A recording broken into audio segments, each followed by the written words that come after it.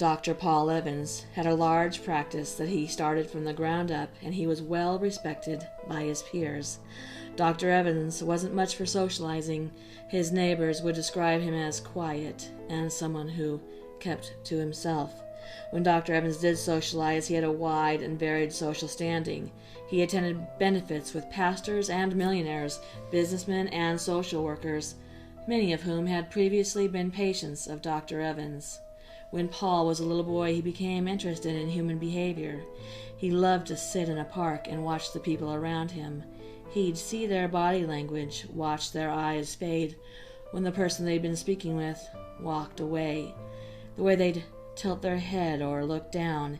He saw them picking at their fingernails or flinching when someone touched them. He knew early on that people had secrets, and he wanted to know how to get the key to opening them up and knowing those secrets. Paul became a psychiatrist. He relished in hearing their deepest thoughts. He was drawn to hearing those darkest secrets, and he hated some of them.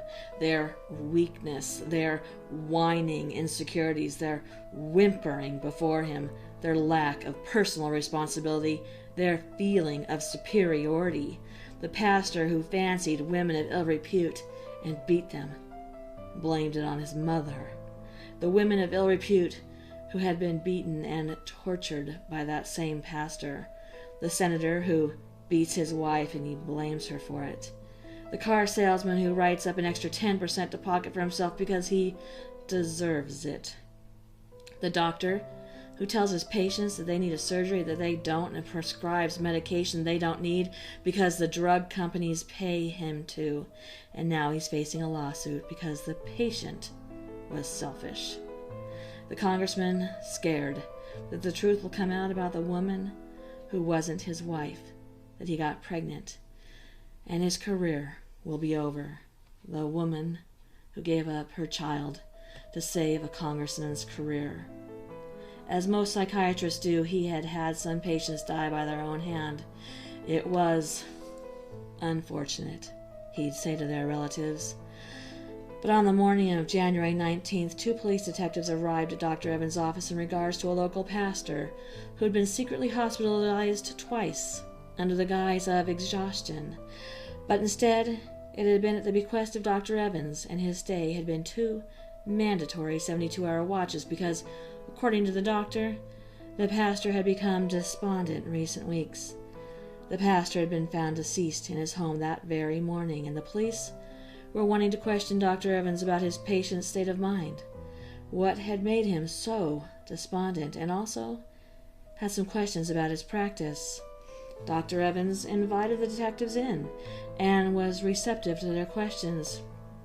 The officers noted, though, that his demeanor was calm, almost cold in his responses. He seemed to have very little feelings about his patient having passed away so violently. When asked about the pastor's state of mind, the doctor simply replied, "Who's to really know the inner workings of a man's mind? Perhaps he could no longer bear what lurked behind his every thought." The officers noted that the answer to the question was quite odd, considering one would assume that the doctor might very well know what lurked behind his every thought, especially considering that it had been the doctor whom had had the pastor admitted to the hospital.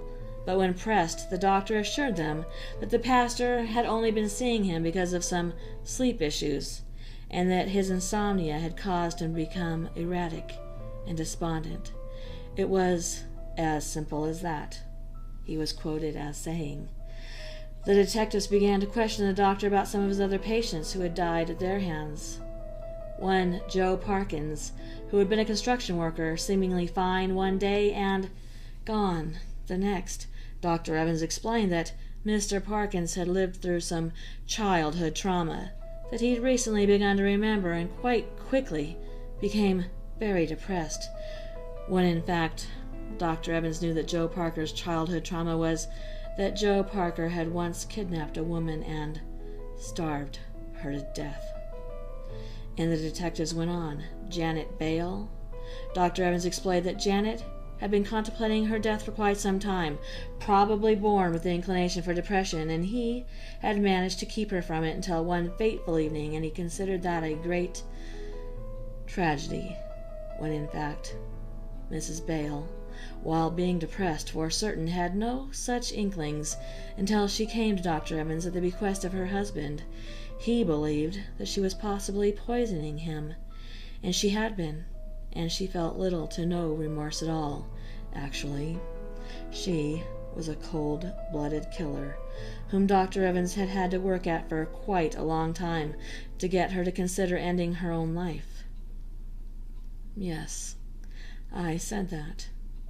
He worked on her for quite some time. See, Dr. Evans, the wildly respected and trusted doctor, actually had quite a high rate, when compared to other doctors in his field of expertise, of losing patients to traumatic events, each and every one a beautiful conquest in which he prided himself. Not every one is fit to live, he would think. Some should be eradicated. Some cannot be helped, their sickness too extreme or unfit for society. Dr. Evans considered himself at once undoing what never should have been done, and also relishing in his ability to change their mannerisms, to see the light in their eyes extinguish, to watch their heads go from proud little monsters to humiliated tiny animals. The detectives left, feeling a little uneasy, but unable to pinpoint exactly why. And then the senator came in for his appointment.